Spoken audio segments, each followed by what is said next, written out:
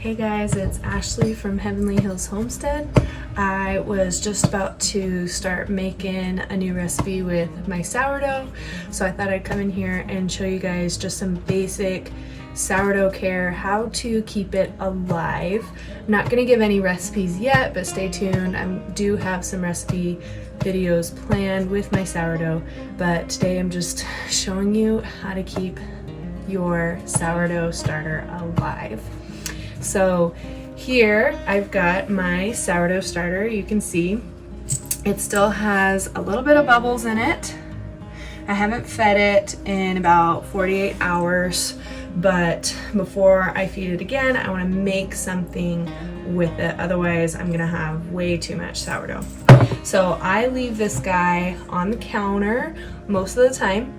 If I'm not going to make something sourdough in 3 days or more, I will stick it in the fridge. I just put a top on it and seal it tight and stick it in the fridge and then feed it before I'm going to use it again. But I'm usually making something sourdough about every other day or so, whether it be bread or pancakes or Dutch baby or English muffins or tortillas or really any of our bread products. I make all of it at home with my sourdough starter. It's a lot easier than you think, and especially when you get a handle on it, and it's a lot healthier for you too. Makes it a lot more digestible, and this is an old-fashioned way of doing things, and I don't have to rely on store-bought yeast by using my sourdough. So when it's on the counter though, I just have a rubber band and just a cloth on top. That way little fruit flies or things like that don't get into it. This time of year, it's January, we don't get a whole lot of fruit flies in the house, but spring, summer, when it's warmer, there are more fruit flies. We live in the country, so animals and bugs are just a part of life. So I keep this on there, and you can see the inside of it. It's a little bit bubbly, smells nice and sour. It doesn't have a yuck smell. It's not super strong or anything. If you didn't feed your sourdough starter in several days, it will continue to get more and more sour. That's a normal thing. And if you really let it get hungry and don't feed it for a while, you'll start to notice some liquid on top. It can sometimes be a clear to even like a brownish blackish. That's totally normal. It's not a bad thing. You didn't kill your sourdough starter. If you see that, it just means it's really hungry. So whenever that happens, I usually pour off a little bit of that liquid, and then I just feed my sourdough starter, and it's good. Things that you want to watch out for though with your sourdough starter is if you start having growths in there. Like mold and that sort of stuff, and it'll be very clear if that happens. It's going to smell awful, and it's going to be visibly disgusting is what's going to happen. And that's, you might see that if you aren't cleaning things properly, you didn't clean your jar properly, you didn't clean your utensil properly, those sorts of things. But this guy that I've had this sourdough starter going for like 3 years now. I've never had any mold problems. It just keeps going and going and going. As long as you're feeding it, it'll live for forever. So I'm going to pour off a little bit of this and make a recipe real quick, and then come back and show you how to feed your sourdough starter.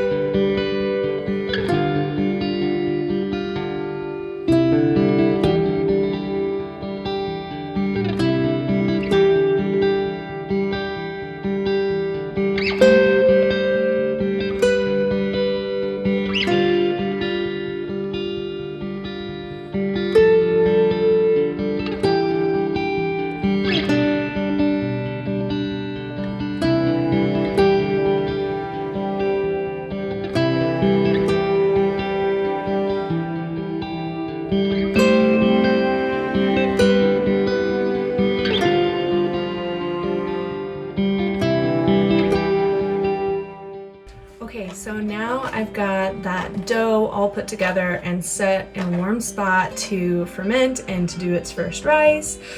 And it's time to feed my sourdough starter now that I've used some of it.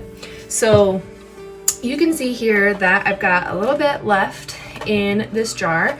You can really use up pretty much all of this sourdough starter as long as there's a little bit in the jar, just like even if it's just a little bit on the bottom, it will still work. It'll still replenish itself. You just have to give it flour and water. I always, oh yeah? I always use an unbleached, preferably organic flour. Now you can decide if you want to do whole wheat, you can do all-purpose, you could do bread flour, you could do rye, you could do spelt, you could do really any kind of flour you want. The only things that you will want to make sure of is decide if you're going to do a gluten-free sourdough starter or a gluten sourdough starter. Now with a gluten-free sourdough starter, you have to always use buckwheat or teff. Not the gluten-free like mixed flour. It has to be a gluten-free grain that is already put together in that flour. So buckwheat and teff is great for that, but you have to start it completely with buckwheat or teff, and it has to always be gluten-free. You can't switch from gluten to gluten-free sourdough starter, especially if there is a allergy. It just won't work. But if you are doing a gluten sourdough starter, which most people do, you can switch around flours. Sometimes I will have whole wheat, sometimes I'll have all-purpose, sometimes I even do einkorn, and that's totally fine as long as you're not crossing gluten-free and gluten sourdough starter and flour. So here I've got my massive tub of flour. You might think that this is a little obnoxious and how on earth can I go through this much flour? But because I do make food from scratch, pretty much every single meal, we hardly have any packaged food in the house, and I make everything from scratch, and I make all of our bread products from sandwich bread to artisan bread, rolls, tortillas, like all of it, I make it at home. So I actually do go through flour pretty quickly. So I just have this giant glass tub. I don't even remember where I got it. It's got a nice top, and I fill it up as need be. I do have a little scoop in here that makes it really easy to replenish my sourdough starter.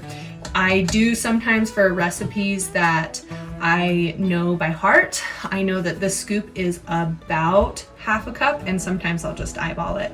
But if you're just getting started and you're making a recipe, probably don't do that. But I do this stuff all the time, so I know kind of how things work in my home. So what I do is I just take my sourdough starter here in my jar, and I just scoop some flour in there.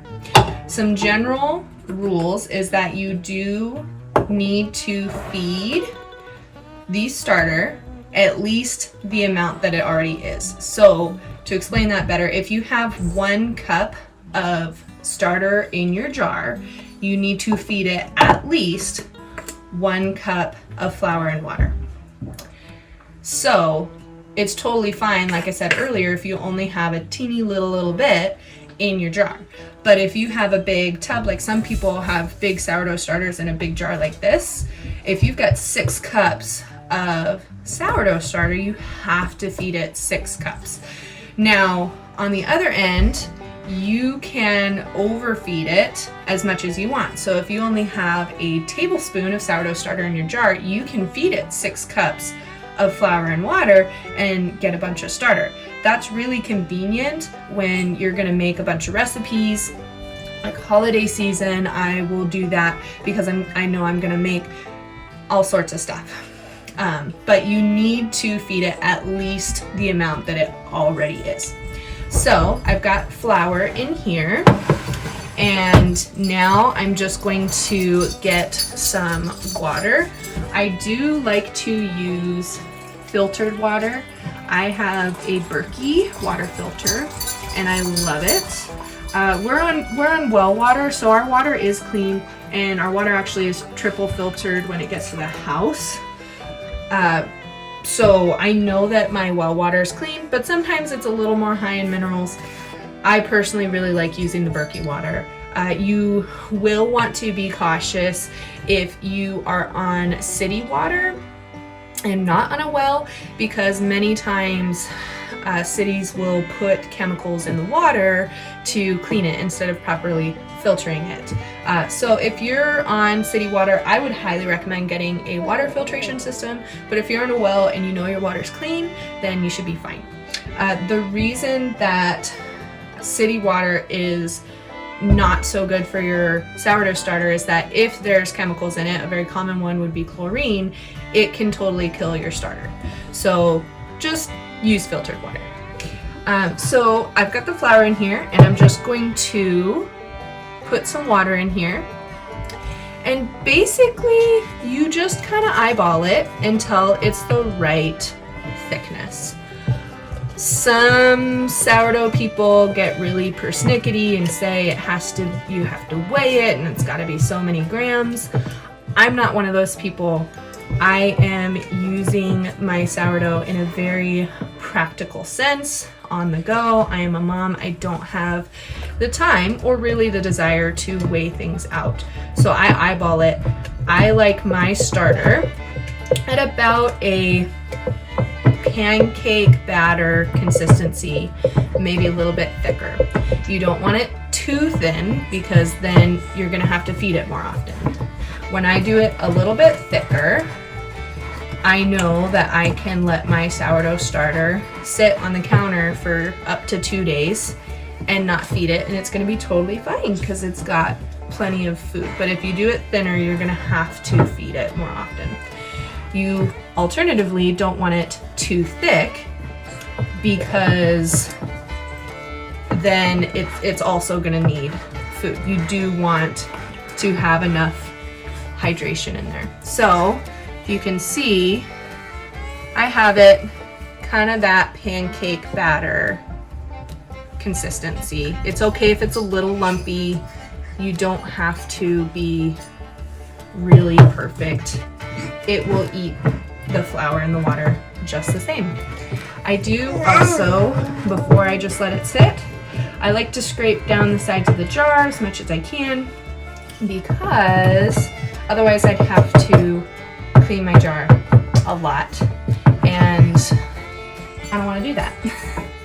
After it's fed, you just cover it and let it sit on the counter and get bubbly.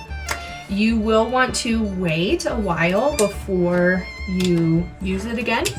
I eyeball it, and I know that when it doubles in size and it gets really bubbly and you'll be able to see the bubbles, it's ready to use for your next recipe.